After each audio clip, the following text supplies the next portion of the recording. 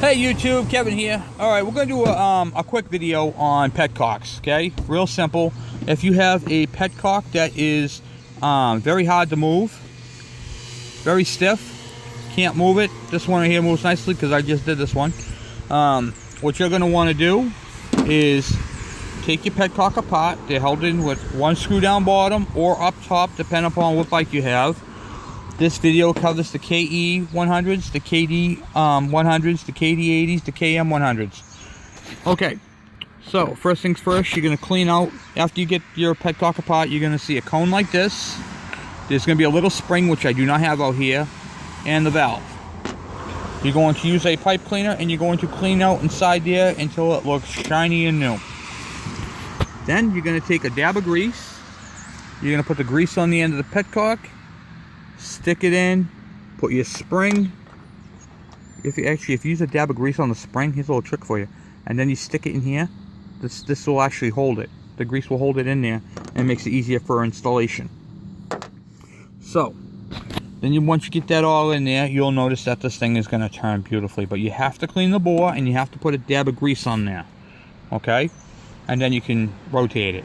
Now, sometimes when you take them apart, and you put them back together, you're going to find that, okay, I'm only filling up on reserve, or I'm only filling up on off. Why is there fuel running on off?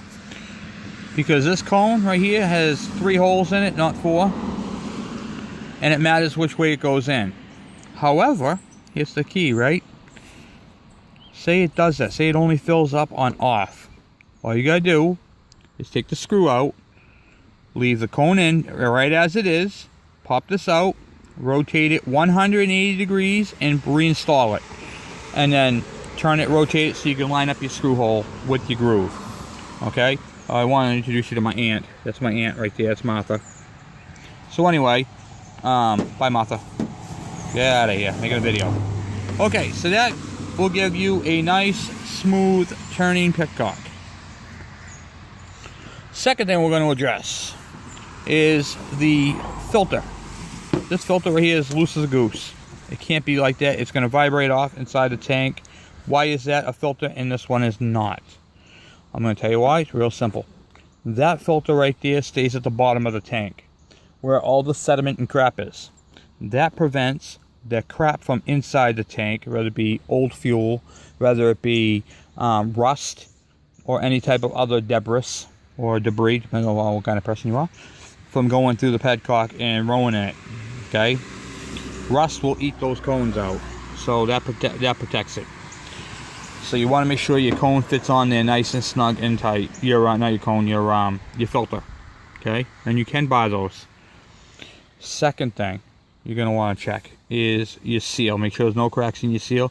This is a regular O-ring. You can get this O-ring, take it off, pop it out, go to the hot pot store and match it up. You can match it up with another O-ring. A circle O-ring will work just fine because once you put it in the groove, it now becomes an oval. Alright, we're moving right along here. And this covers both, like I said, both style petcocks, okay? They're both the same, but the cones are not interchangeable, okay? Now I get complaints of when I have it in I have fuel on, I have it on reserve, and I'm getting fuel coming out on off. Check it. If there's so much with corrosion in these, it grooves it. You can't really see it from the video, but there's a big groove going around this filter and this cone. So this is actually garbage. It made a groove in it because people kept trying to use pliers on it, and when they're using pliers, they're actually grinding it, and that's what messed up this cone. So you want to make sure your cone is nice and smooth and it has nice straight edges all the way up, on the edge. And you can just visually look at it and rotate it and you'll see them. Okay, second thing we're going to address, filters. The filter on the KE100, the KD80s, the KD100s, and the KM100s are inside these bowls. Okay, you take the bowl out and you'll see crap at the bottom of this. That's what you clean out. Alright, take it out, blow it out, use carb cleaner, however you want to clean them out. Your filter screen is inside here. you may notice that this one is incorrectly installed. These are an extreme pain in the ass to put in upside down when they're on the bike like this, because you can't really see what the hell you're doing. They suck. This one was incorrectly installed, and the filter was loose, so debris went through the reserve, through the filter, into the fuel line, and into the carburetor, or carburetor, however you want to put it. Okay, so I on all my bikes, I remove that filter. I take it right clear out. It's no good. Take it out, I throw it away, I leave the O-ring, I put a new O-ring in, and then I put it together. And then what I do is, this is the petcock fuel nipple. So I go down about an inch or two, right about here, and I put an inline fuel filter, and then the rest of the hose goes up to the carburetor. And then I can just easily remove the inline, shut this off, remove the inline filter for the tune-up part. So we covered all that. And also I want to address why I get a lot of questions on how come there is no fuel filter on the pipe, but there is one down bottom.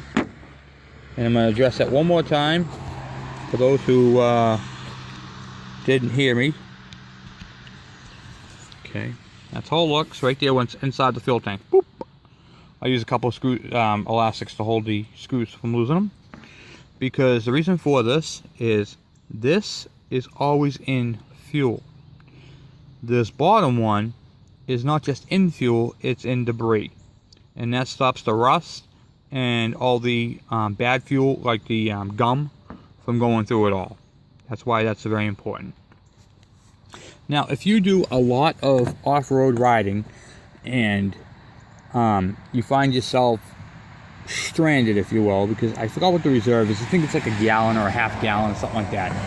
You can actually make this, put a tube on it, like a hose that comes up a 1/4 inch, and it gives you more of a reserve.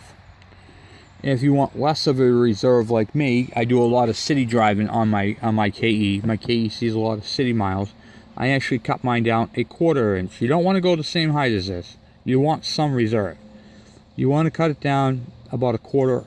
I took a 1/4 inch off mine. It gives you, like, you know, half a gallon or so overall. More run time before you need reserve. But I always have, I got multiple gas stations where I live, so not a big deal.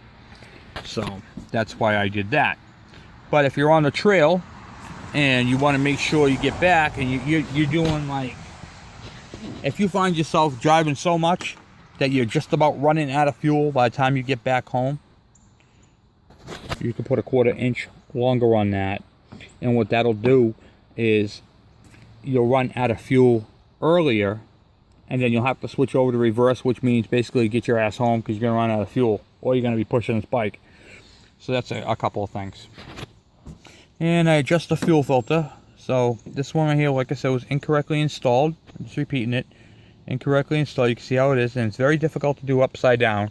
When this is on the bike, it's very hard to put that in and line that up properly. And it's just a really bad design.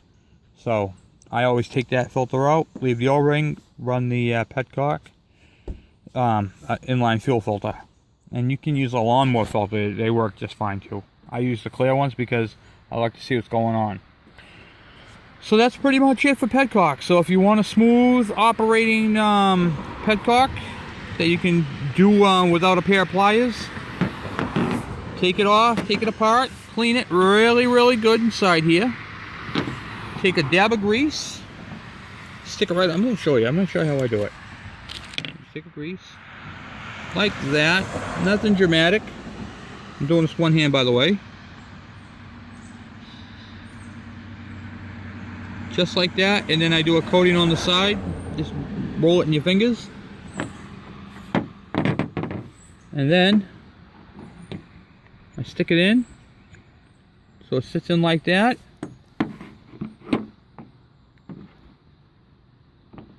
I lubricate that seal, gotta lubricate that seal. Always lubricate O-rings. All O-rings need to be lubricated.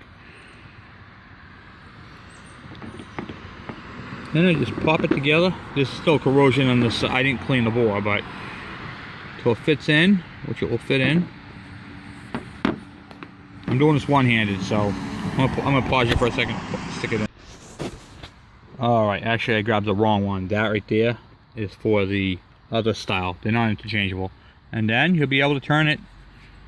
That's with corrosion in it. I'm doing this one-handed, and all these right here I had to do with a pair of pliers. And like I said, I don't know if you can see it or not, but you can see right here on the back side of the casting where it's tapered. That's where it jams up. This little spring pushes this into the corner. When you get fuel in there, it's been sitting, it corrodes. That corrosion acts like a brake, and that's why you can't move these petcocks. But this one's actually moving quite nicely. I don't have the screw in this, so I can actually go all the way around with it. But at least now you see what you can do with the grease and how to fix these petcocks. So anyway, this video right here is how to fix and check your petcocks and stop using a pair of pliers on them, because you're going to break this plastic. This is what breaks inside there. And then once that breaks, you can't get it out. So if you have a petcock that's hard to move, that's how you fix it. All right. If you have any questions, please send them my way. Questions, comments. I hope this video helps you on the fuel system, top end of it. Flush your tank. Make sure it's nice and clean inside. And use the petcock. Do that trick I showed you, and you'll get many, many, many years out of it. And reliability. Because there's nothing like being on a trail when you're out in the middle of nowhere and you go from on and you can't move it and you don't have a toolkit with you. Some bikes have toolkits on them, but a lot of bikes don't. And if you don't have your tools with you and you can't turn that valve, or you go to turn the valve and it snaps off and you're like, oh shit, what do I do? So that's it. And the only option you have is to tip the bike over, tip the bike on its side to let some fuel run through the petcock, right the bike, ride it until you run that carburetor out, and keep doing that again. That just sucks. It just sucks. So, as always, please subscribe, and I hope this video helps you with a stiff petcock. Hopefully this right here helps you free it up. Stiff petcock. Anyway, thank you for watching. Please subscribe.